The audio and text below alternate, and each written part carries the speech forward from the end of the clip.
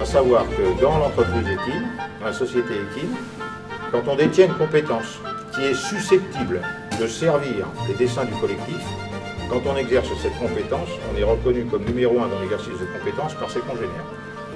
Et en général, les congénères adoptent le choix que fait l'expert en question. La particularité de cette architecture, à la fois verticale, incarnée par cette jument, à la fois transversale, incarnée par ces experts, c'est que ça génère entre les individus qui composent le troupeau des relations qu'on peut qualifier de prépondérance et d'acceptation réciproque, qui sont des relations extrêmement subtiles, dont on s'aperçoit qu'elles sont fondées sur la confiance partagée. La particularité du fonctionnement des chevaux, c'est qu'ils fondent leurs relations sur de la confiance partagée.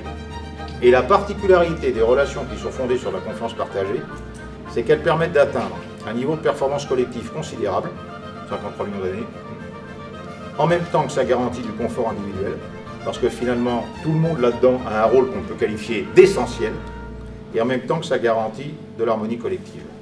C'est la caractéristique des relations fondées sur la confiance partagée.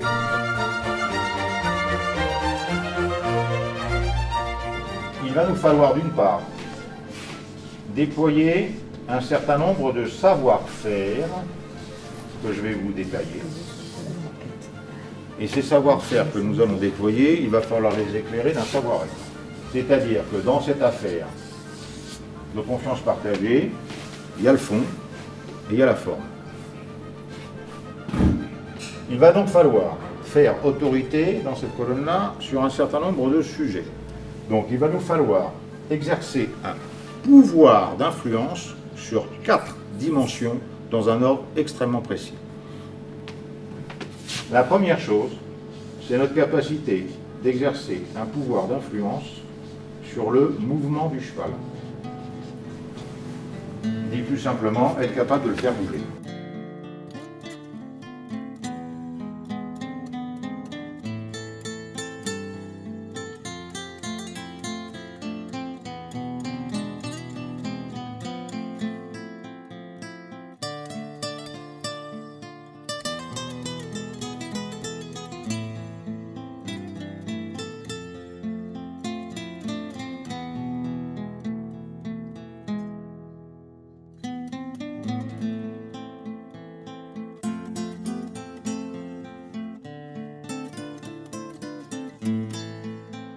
La deuxième étape de ce process, de ce protocole, c'est notre capacité d'exercer un pouvoir d'influence sur la distance que nous allons décider d'installer entre le cheval et nous. On va travailler dans un environnement qui fait environ 20 mètres de côté.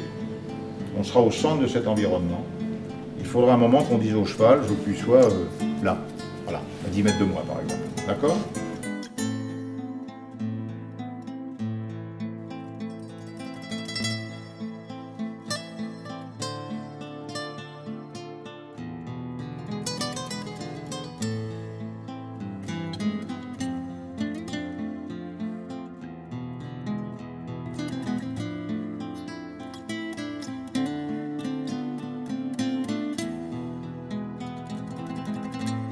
Le troisième étage de ce truc-là, c'est notre capacité d'exercer un pouvoir d'influence sur la direction que nous allons demander au cheval de suivre. La direction. Il n'y a que deux options, soit il tourne dans le sens, soit il tourne dans l'autre. D'accord? Encore faut-il que ce soit nous qui lui indiquions dans quel sens on veut qu'il tourne. À ce moment-là, parce que jusque-là, il peut bien tourner dans le sens dans lequel il veut. À partir de là, c'est nous qui le définissons. D'accord? Et puis, la quatrième et dernière étape de ce process, c'est notre capacité d'exercer un pouvoir d'influence sur les allures que nous allons demander au cheval de prendre. Le terme allure désigne un mode de déplacement. C'est sans rapport avec une notion de rythme ou de vitesse, c'est un mode de déplacement. Les chevaux possèdent 3 allures. Là, les chevaux sont à l'allure du pas.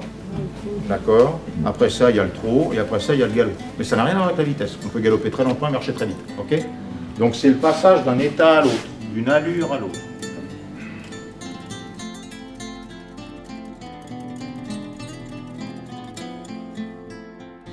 Pour que la mise en œuvre de ce protocole puisse efficacement déboucher sur un climat de confiance partagée, il y a un certain nombre de règles qu'il faut savoir appliquer. Ces règles-là, je les ai résumées sous la forme de 5 principes. Le premier de ces principes est le suivant. Si l'on veut gagner la confiance d'un cheval, il faut être extrêmement attentif à lui. On ne peut pas avoir une attention sporadique. Il faut être dedans à fond, pour 2 raisons. La première, qui est juste évidente, c'est que prétendre que l'autre nous fasse confiance sans être attentif à lui, je ne vois pas comment ça peut être possible. Et la seconde, c'est que comme ils ne s'expriment qu'avec leur corps, si on n'est pas en permanence câblé avec eux, on ne sait pas ce qu'ils racontent. Donc il faut être là, tout le temps. Le deuxième principe qui va guider notre démarche, il est relatif à la notion d'assertivité. Eh bien l'assertivité, c'est la capacité qu'on doit avoir de formuler des consignes, des exigences d'ailleurs, c'est même des exigences, avec exactement le ton juste. La capacité d'affirmer son propos. Le troisième principe qui va éclairer notre démarche, c'est le principe du laisser-faire. Quand vous demanderez quelque chose au cheval, où que vous en soyez dans l'histoire, à partir du moment où le cheval le fait, c'est-à-dire répond positivement à votre demande, vous avez une forme d'obligation morale consistant à ne rien faire. Tant que c'est conforme, on ne fait rien. On reste attentif, ça c'est une obligation permanente, mais on n'intervient pas ni par anticipation, ni par encouragement.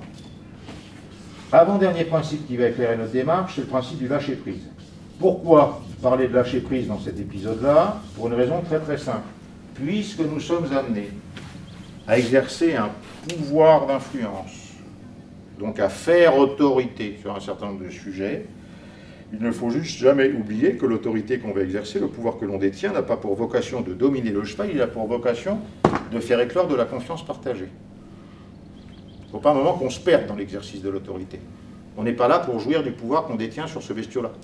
On est là pour faire éclore un climat de confiance. Or, nous, visiblement, nous n'appartenons pas forcément à l'ordre des proies. Donc chez l'homme, la question de l'autorité, c'est une vraie question, et on peut vite basculer dans l'autorité sûre et quitter l'autorité. Je ne vous apprends rien d'ailleurs. On peut vite basculer.